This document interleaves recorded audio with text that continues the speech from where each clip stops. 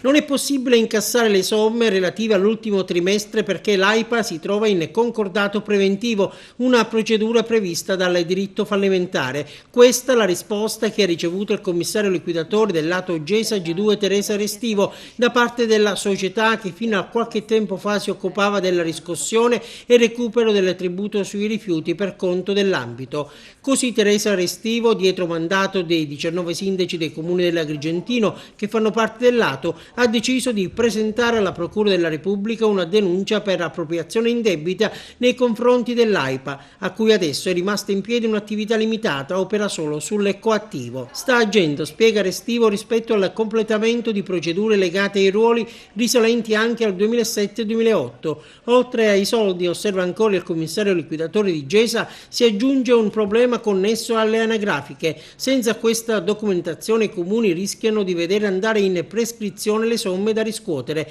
un dettaglio non da poco, tant'è che tempo fa il sindaco Lillo Firetto aveva lanciato pubblicamente l'allarme e oggi l'assessore al bilancio del comune di Agrigento Giovanni Amico spiega. Il danno ovviamente può essere quantificato quando avremo certezza delle partite che sono andate in prescrizione, ove ve ne siano.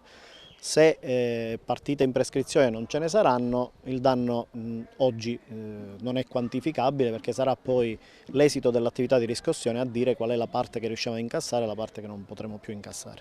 E quello dei rifiuti al comune di Agrigento resta un fronte bollente, il bollettino è in continua evoluzione. Le ditte che si sono aggiudicate la tanto discussa gara d'appalto non hanno firmato ancora il contratto. La CGIL ieri ha presentato un esposto alla Regione chiedendo un intervento per salvaguardare il posto di lavoro perso dai 14 netturbini ritenuti in esubero. Subito la replica dell'amministrazione attiva che bacchetta il sindacato bollando l'operato di falsità e strumentalizzazioni.